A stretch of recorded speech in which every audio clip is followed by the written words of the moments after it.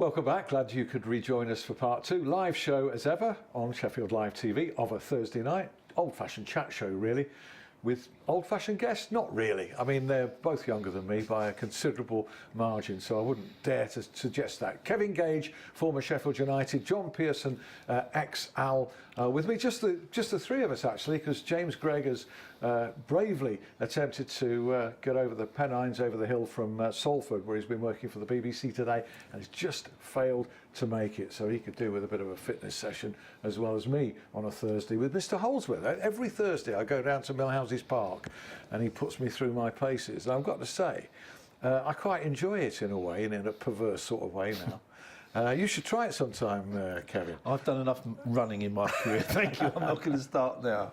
Well, he's a guest next week, and so is Paul Pashley. Yeah, yeah, Paul's a great lad, yeah. Who's he's singing at our 150th anniversary. Paul's a top lad. He's a great singer. Performs for Alex Ferguson and people like that. Yeah, I think he's quality, Paul. Yeah, I'm sure he'll be quality on the Monday on the anniversary. Yeah, September the 4th. Ponsforge?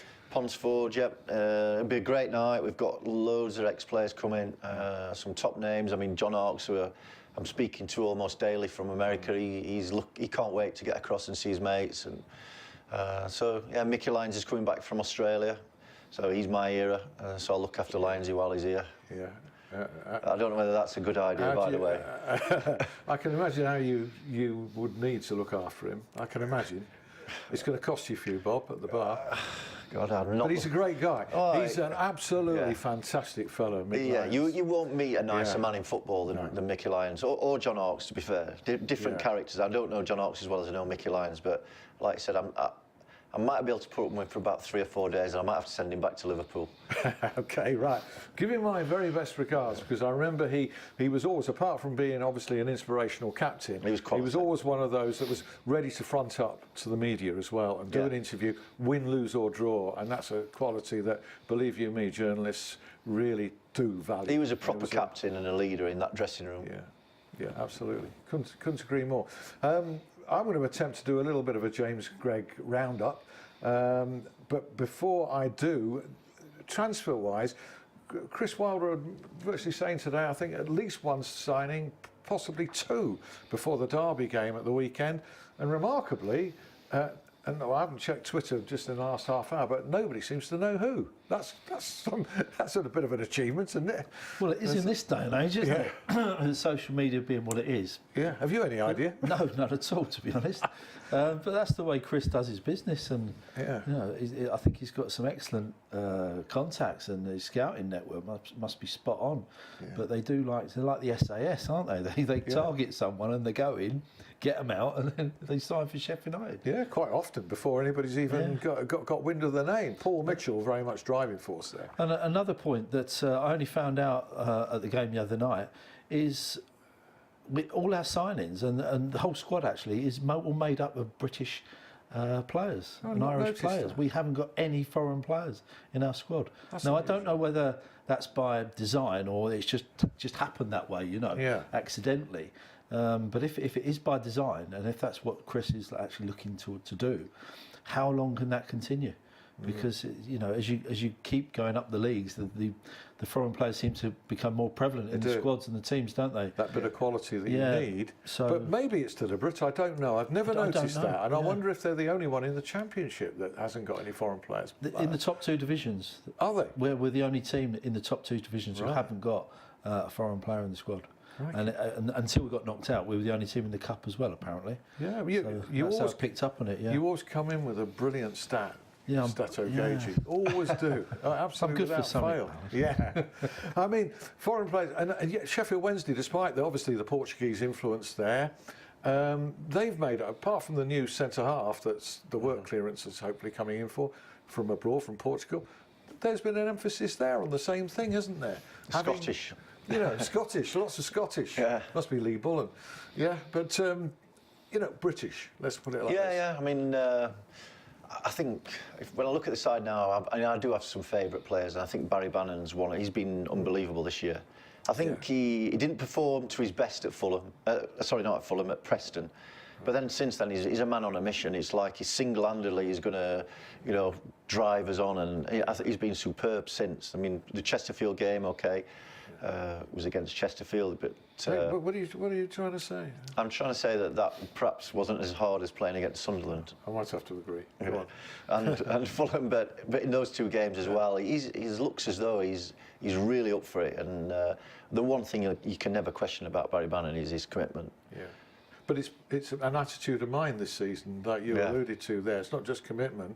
He's not going sideways and back. No. He's facing forward all the time. And scored a brilliant goal against Chesterfield. Yeah, I don't think there's anybody better creatively in the Championship at the minute, do you? No, as a midfield player. He's on the top of his game.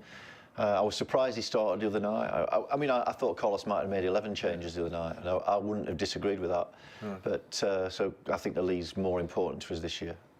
Couple of goals from Rhodes. We'll talk to you about that and what that could mean for him and his confidence after we've just assessed what we think the two clubs need and what positions these Blade signings could be in. Up front, for starters, or definitely up front. Yeah, without what, both or just one? I'd be happy with both. Would you? I genuinely would. You don't see anything glaring anywhere else that needs fixing at the minute? Not particularly. I'd edge to, if we had to go for a third signing, I'd edge towards maybe midfield. Yeah. We may be light in midfield if we get a key injury to maybe Coots or Fleck, as we spoke about. But certainly the priority is a striker. Yeah. Or just a forward player, maybe a wide stroke striker. Well, they were heavily linked with, and so have been Barnsley, with Joe Lolly, who I saw play for Huddersfield last night. Got away with it, actually, squeaked it against Rotherham. Rotherham very unlucky. Bad refereeing calls, but Joe Lolly played well, which is probably not what a pursuing club needs. From midfield, good runner with the ball, scored a goal. And I asked David Wagner afterwards, and he made it pretty clear that he sees him putting pressure on his first team players and maybe forcing his way in. So, stranger things have happened, even after comments like that from managers, maybe alone. But I don't think so. You'd have Lolly, wouldn't you? Somebody like him. I must confess, I don't know too much about the kid, but you mentioned the loan signing. I think that might be a way forward for us. Yeah. Maybe a Premiership loan for I was going to say a youngster, but it doesn't have to be a youngster. It could be an established player who's not going to be part of the Premiership first 25 or the squads. And it's the beauty about obviously us getting in the Championship now is they're not coming down to League One and turning their nose up at going from Premiership to League One. No. We're now not established Premiership. Championship side, but we're certainly a more attractive proposition, aren't we? Yeah. Being in this division. Who does Sheffield Wednesday need? What are the areas you would be targeting? Well, I don't think I'm going to astound anybody when I say centre half. Another one. I mean, I don't know anything about Federico who's just come in. So he might be the answer. We've got Glenn Louvens and we've got Tom Lees. We had the third best defensive record last season, apart from Brighton and Newcastle.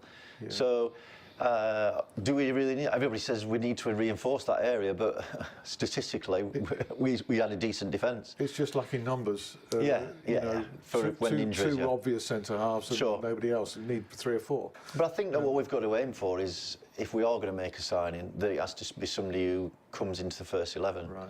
So that's probably where the difficulty's been. Carlos has been looking at midfield, and I suppose that's become the solid though David Jones is. That when Hutchinson's not playing, and when Kieran Lee's injured, both those injured, so we've got a couple of injuries, but when you look back to last season, when we had that fantastic run at the end of the season, David Jones was part of that. He played in every game. And he scored an absolutely worldy goal. I don't know if you saw it, Kevin. I mean, where it came from, I have no idea.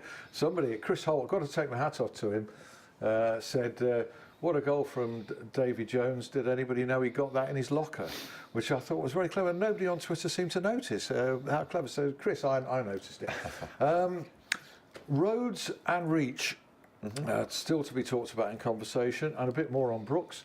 But first of all, a pale imitation of James Gregg. Just one or two little incidentals, more than incidentals actually, from around the world of sport as it applies to us locally.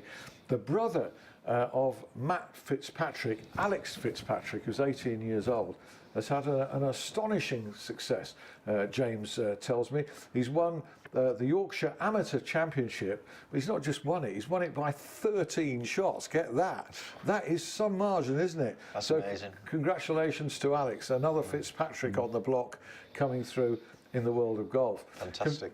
Indeed. And congratulations also to Billy Root, a friend of the show, has been in here once or twice, and we'd like to have you in again, Bill, because your cricket career is really accelerating. 2-year contract with Nottinghamshire. He's doing very, very well in the one-day game with Notts. I believe he's averaging something like 60, you know, with the bat. And I saw him at Abbeydale last weekend. Great thing about the early kick-off at the Lane, go down to see some Yorkshire Premier League stuff. And Billy almost single-handedly sees Sheffield Collegiate home against Tickhill, gets 5 wickets and then scores 92 in no time at all. But the funny thing was, I arrived, Tickhill was like 6 wickets down, tail end of the innings, and Billy was bowling, getting some hammer. I was feeling really sorry for him, you know. So I wandered down afterwards as they came off, and I said, "Oh, Billy, I was standing on the boundary hoping to catch 1 or 2 for you." And he gave me an old-fashioned look, and then one of his teammates came up and said, "Hey, Bill, 5 for. Brilliant 5 wickets, well done." I said, "What, you got 5 wickets?" He said, "Yeah, you still got more before you came." And then he went and scored 92 with loads of 6s, so well done, Bill. What else was I going to mention? Run for All that you're involved in. Yep. It's going to be a busy day in Sheffield, late September. Little matter of a Sheffield derby. Yeah, well, And before that, 10K, the 10K run. Yeah, I was going to take part in that, and we were going to get all our fit fans, because we run fit fan sessions down at the ground 4 times a week. Right. So we were going to get all them involved as well, but obviously with the game, I won't have time to run. You know, it could take me 2 hours. No. No, it wouldn't take me 2 hours. About an hour, just under. Yeah. Take it. Hopefully. But because the game's been rearranged, I've got to do my duties on a match day. So, but I'm going to go down there at the start, and if anybody wants to get in touch with me at the ground and wants to run for the community programme, that'd be brilliant. Brian Dean's also heavily involved in publicising this. You may have seen the pictures of the 2 of them in kit on Twitter. You'll both be there at the start, at least. Yeah, I didn't like that person who said knock him out, Brian. You know, oh, really? I didn't notice that. Was there somebody saying knock him out, Brian? Was there? Yeah. It was. I think it was a United. It might have been a Wednesday fan, but I think it was a United. It might have, yeah. Brian's a gentle giant as well, so it wouldn't have been much of a No, scrap. it wouldn't have been a good fight, would it? And what's brilliant about that is if it encourages lots of owls and lots of blades to run together side by side in kit, hopefully, on that day, then that is surely going to set the right sort of tone and atmosphere for the derby itself. It's not about hating each other. No. It's about a bit of banter and enjoyment about the rivalry, not hate. I can see a heavy police presence on the day. That's just for the run. Just for the run. Yeah, but a fantastic occasion. I mean, fantastic last year. It'll be even better this year. So, you know, get your running shoes on and take part, really. Okay, it's a bit early to ask either of you about prospects for the derby. There's a little bit of water to go under the bridge before then. I'm going to roads and reach for you, but just to top and tail David Brooks, is there anything about him that surprises you, or do you look at him now and think, yeah, I knew he could do that, and, you know, he's going to go all the way? What do you think? When I say all the way, I mean international, full international. Do you think? Well, it's difficult, isn't it? He's got the raw talent, he's got the physique, he's got the natural speed. He looks to have quick feet. He makes good decisions when he gets the ball, when to run, you know, when to just lay it off easy. So the world's his oyster, as they say. Whether I just hope he can maybe achieve some of it at Sheffield United and bring it. We can bring him through for a couple of years. Yeah, but that would break the mould, change the mould, which needs to be. So many have gone, often for less than they would be worth. I mean, Dominic Calvert-Lewin, 1.5 million.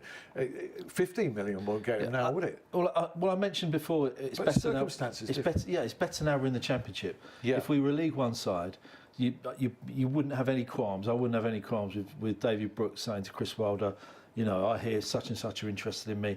I'd really like to go, please. You know, I'm 20 years old. I can earn X amount of money. It's a great stage for me. Good step up in my career. And you'd understand the kid, but saying that. Yeah. This season is Championship football, much better quality of opposition and standard of football, and he could be a very, very good Championship player, and that might get him an even better move maybe in 2 years' time. Better for him. I mean, but it's easy to be blinded by the money, but it's better for him. He's going to. Well, Chris Wilder's showing willing for his part. He's signalled to him, you keep doing it. You're going to be involved and playing. Yeah. And Chris, that's, another thing to say is Chris is in a slightly he's got problems, but nice problems to have, as you alluded to earlier.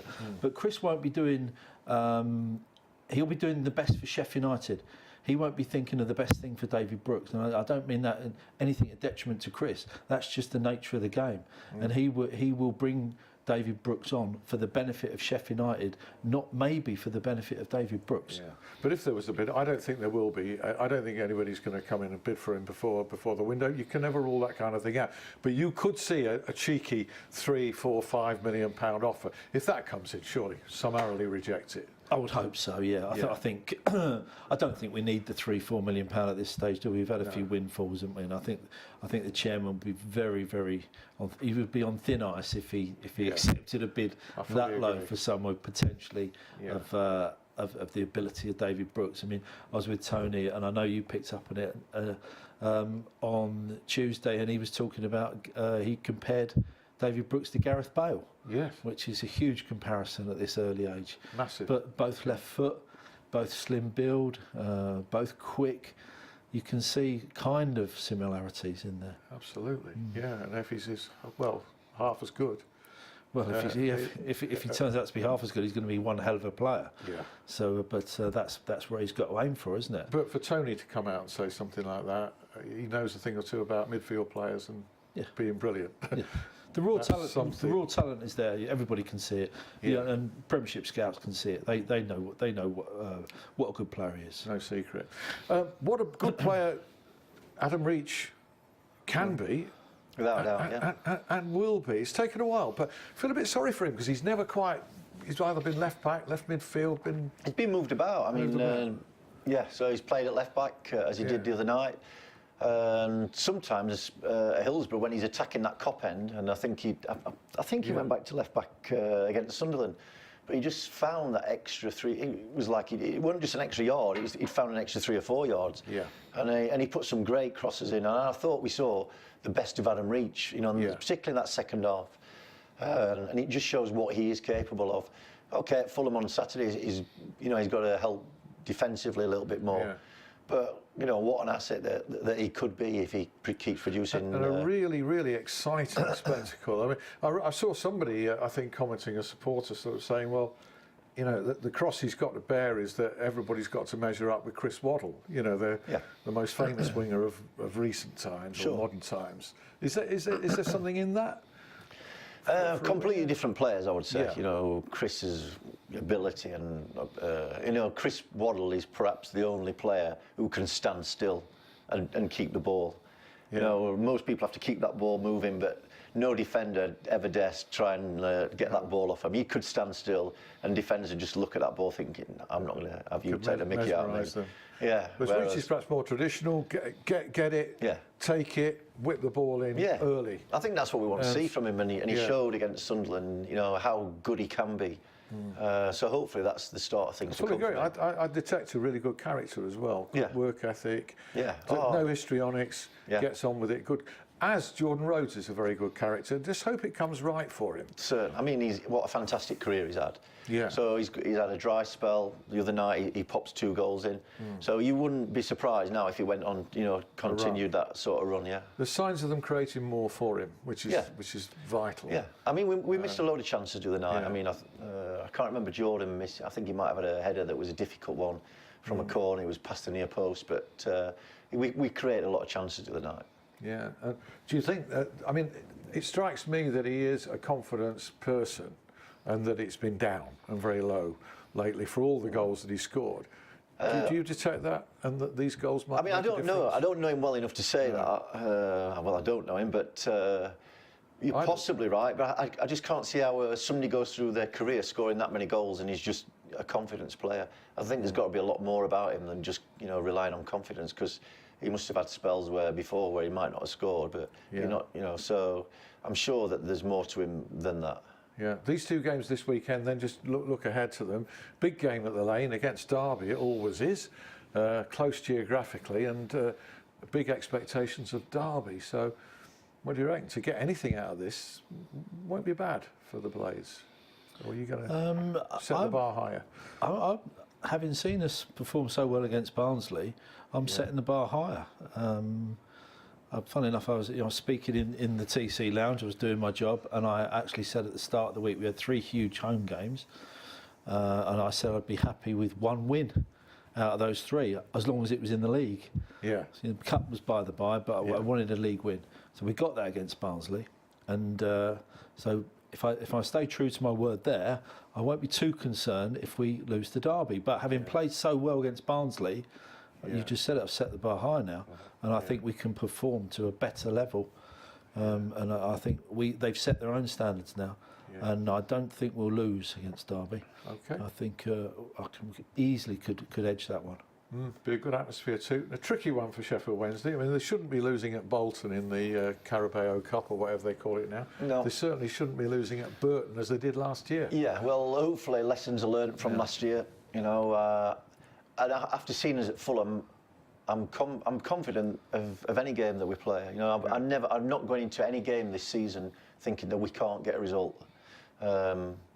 We've shown in the past that when we do go down to teams at the bottom, that sometimes maybe we get a bit lackadaisical. But we've got to have learned that lesson surely by now.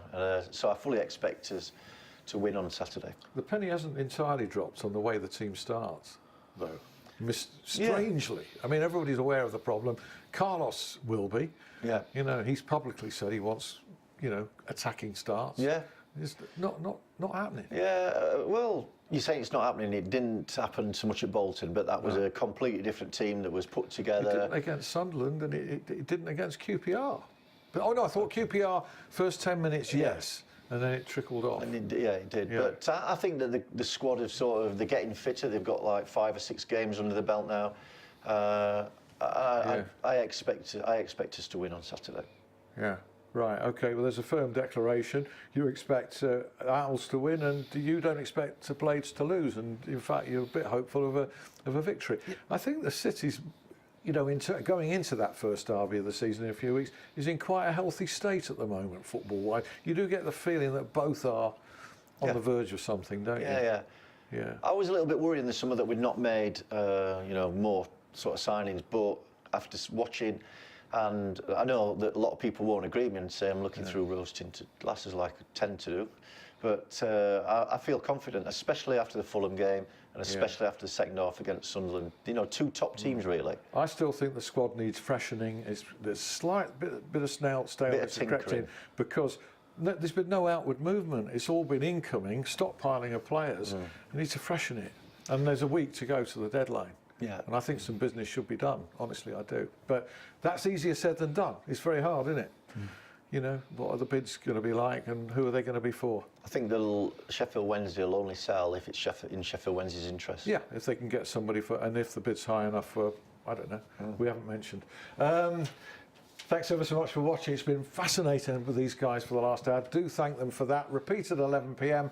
It's on my YouTube channel shortly. Kevin, thanks very much. John, thanks very much. See you next week. Bye.